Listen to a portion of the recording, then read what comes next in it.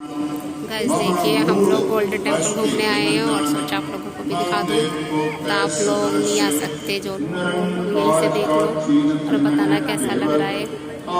ये काफ़ी मतलब 8 बजने वाले हैं तब हम आए थे। बहुत भीड़ भी देखिए।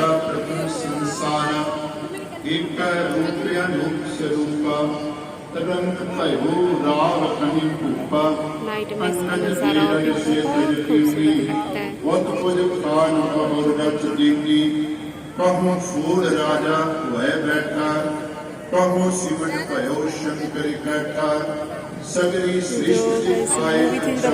थोड़ी वो यहाँ से सीढ़ियों से ऐसे उतरे थे शाहरुख खान, और यहाँ पे शूटिंग हुई। इधर बिल्कुल इधर ऐसे सामने से ये था नज़ारा, कुछ ऐसा था। आप